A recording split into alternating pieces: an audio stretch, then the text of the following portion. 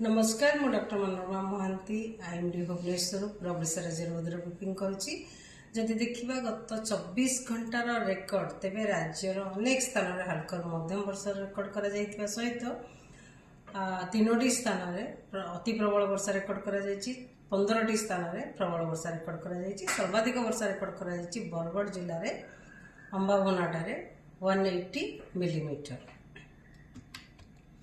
आज पर्यंत जदि देखा वर्षार परिमाण 1 जून रु नहीं 2 जुलाई पर्यंत तेरे टोटल वर्षा है 150.9 मिलीमीटर जहाँफल कि वर्तमान आमर 34% डेफिसिएंट रही पूरा राज्य में। किंतु ढेंकानाल एक्सेस रेनफॉल रेकर्ड कर केन्द्रापड़ा जगतसिंहपुर कटक नयागढ़ कंधमाल बौद्ध और सोनपुर जिले में नॉर्मल रेनफॉल आज पर्यंत रही अलग जिला गुड़िक डेफिसिएंट रेनफॉल रही। आज उत्तर पश्चिम बंगोपसागर और संलग्न उत्तर ओडिशा उपकूल घूर्णिबलय प्रभाव रे उत्तर पश्चिम बंगोपसागर एवं संलग्न उत्तर ओडिशा पश्चिम बंग उपकूल एक लघुचाप क्षेत्र सृष्टि होती। यह सहित जड़ित घूर्णिबलय समुद्र पतन ठारू 7.6 किलोमीटर उच्चता पर्यंत व्यापी एवं दक्षिण पश्चिम आड़ को ढली रही। आगामी 2-3 दिन मध्य आहरी अधिक घनीभूत होबार संभावना रही।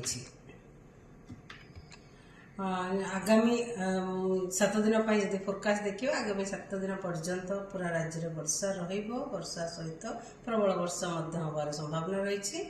आगामी 24 घंटा पूरा राज्य में अधिकांश स्थान में हल्कर मध्यम वर्षा सहित प्रबल अति प्रबल वर्षा होबार संभावना रही। गोटे कि 2टा स्थान में जमीक बरगढ़ सोनपुर बौद्ध कंधमाल बलांगीर नुआपड़ा नवरंगपुर कोरापुट मालकानगिरी जिले में और अलग जिला गुड़िक जमीक कलाहांडी रायगढ़ गजपति गंजाम नयागढ़ खोर्धा पुरी कटक जगतसिंहपुर केन्द्रापड़ा भद्रक बालेश्वर मयूरभंज केउंझर सुंदरगढ़ देवगढ़ संबलपुर झारसुगुड़ा जिले में गोटे कि 2टा स्थान में प्रबल वर्षा होबार संभावना रही। काली कि 3 तारीख कि राज्य में अधिकांश स्थान में हल्का मध्यम वर्षा सहित प्रबल अति प्रबल एवं अत्यंत प्रबल गोटे 2टा स्थान में रही संभावना रही जमीक कोरापुट एवं मालकानगिरी जोटारे कि रेड कलर अलर्ट जारी करा जायछि। ता सहित नवरंगपुर कलाहांडी रायगढ़ गजपति जिले में प्रबल अति प्रबल वर्षा होबार संभावना रही। नुआपड़ा बलांगीर सोनपुर बौद्ध कंधमाल गंजाम गजपति गंजाम नयागढ़ कटक खोर्धा पुरी जिला ता सहित बालेश्वर और मयूरभंज जिले में गोटे कि 2टा स्थान में प्रबल वर्षा होबार संभावना रही। 4 तारीख में राज्य में अधिकांश स्थान में हल्कर मध्यम वर्षा सहित प्रबल अति प्रबल अत्यंत प्रबल वर्षा होबार संभावना रही। कोरापुट और मालकानगिरी जिले में ता सहित प्रबल अति प्रबल वर्षा होबार संभावना रही।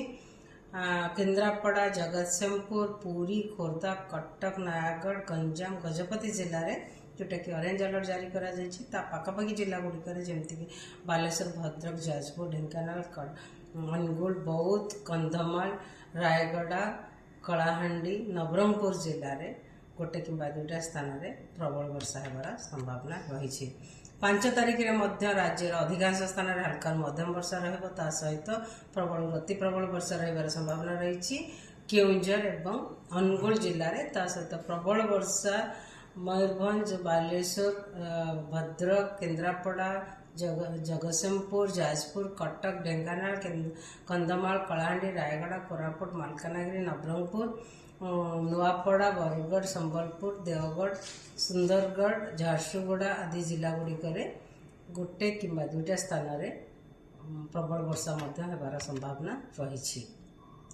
6 तारीख में राज्य अधिकांश स्थान में हल्का मध्यम वर्षा रही संभावना रही। सहित केउंझर और अनुगुल जिले में प्रबल अति प्रबल वर्षा होबार संभावना रही।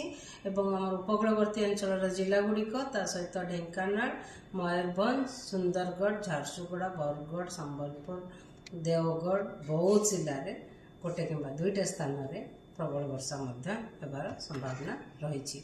7 तारीख 8 तारीख राज्यर अनेक स्थान में हल्का मध्यम वर्षा होबार संभावना रही। सहित मयूरभंज, केन्दुझर, सुंदरगढ़, झारसुगुड़ा, देवगढ़, संबलपुर, अनुगुल जिले में गोटे कि दुईटा स्थान में प्रबल वर्षा होबार संभावना रही। आगामी 5 दिन माने 2 तारीख ठारू 6 तारीख पर्यंत फिशरमैन मान मत्स्यजीवी मानक वार्निंग जारी करा जायछि। मत्स्यजीवी मानकु समुद्र भीतर को जीवाकू बारण करा जायछि किंबा मना करा जायछि 2 तारीख रु 6 तारीख पर्यंत। कारण समुद्र अशांत रहइबो, स्कली वेदर माने वर्षा सहित पवन रहइबो। पवन वेग रहइबो 40 रु 50 किलोमीटर पर आवर और झटका पवन वेग रहइबो 60 किलोमीटर पर आवर पूरा आमर ओडिशा कोस्ट रे। सेति पई फिशर मत्स्यजीवी मानकु जीवाकू मना करा जायछि। धन्यवाद।